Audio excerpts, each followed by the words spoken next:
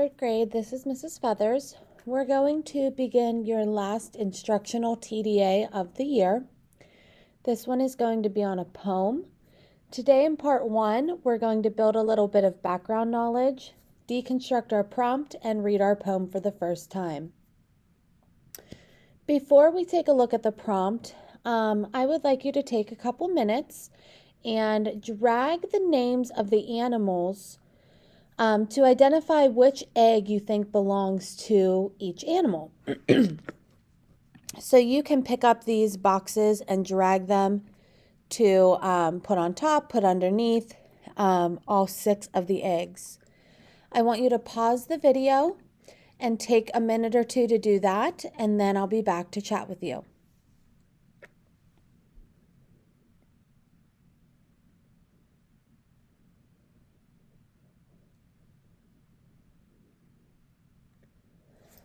All right, so you should have yours dragged and identifying which egg you think is which animals.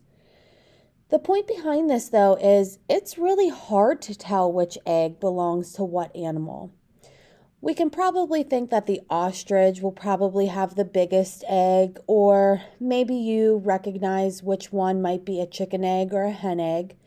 But the point of this is to show us that we don't know what is inside of something just by looking at it. Kind of the old saying, you can't judge a book by its cover.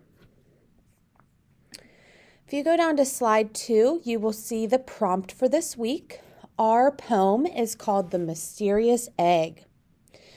Our prompt reads, in the poem, The Mysterious Egg, the farm animals' actions support a theme about nature, such as nature is full of surprises. Write a short essay analyzing how the author used the character's actions to support a theme. Use evidence from the poem to support your answer. So, just a little review. In the first sentence of a TDA prompt, we're going to have a little background knowledge about the poem or story, and then we're also going to learn the title. In the second sentence, you're going to figure out what the elements are. And finally, the last line or sentence is always the same to remind us to use evidence. So let's reread our second sentence, and it says, write a short essay analyzing how the author used the character's actions to support a theme. I want you to move your circles over the 2 elements that you think are being asked about. I see the words character actions, and I also see the word theme or central message.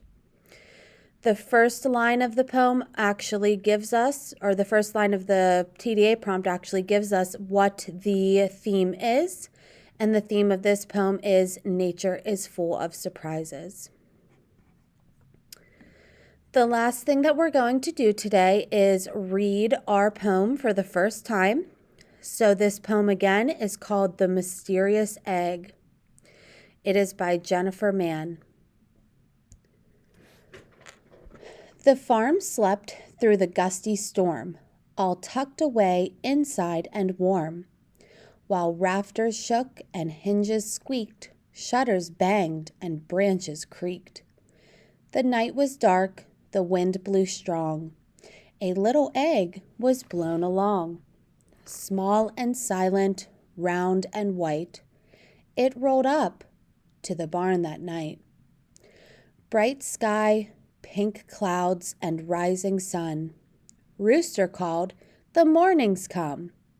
But then he noticed things amiss. He crowed surprised. Whose egg is this? The chickens cackled from their pens. If there's an egg, it's from us hens. Don't be so quick, said goose and duck. Perhaps that egg is mine, they clucked. Cow yawned and stretched and rolled from bed. I might have lost an egg, she said. Then Rooster crowed, "Whose egg are you?" The little egg gave not a clue. The chickens ran to clean the roost. "I'll dig up tasty slugs," said Goose, while Duck finished up a bed of reeds. Cow polished, vacuumed, dust, and sneezed. Then all raced back to wait and see, each wondering, will it look like me? Small and silent, round and white, the egg held to its secret tight. "I think the egg looks very goosey," Goose declared. "I'll name it Lucy." But Duck believed the shape so neat was just the space for 2 webbed feet. The chickens fluttered in a snit. "That egg says hen all over it."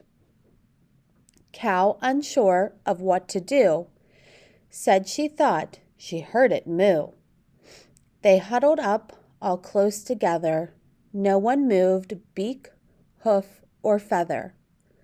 Small and silent, round and white, that egg was, watched all through the night. Then clunk, then crunch, then crackle crack, then wiggle, waggle, woggle, whack. And then a snap, the eggshell spread.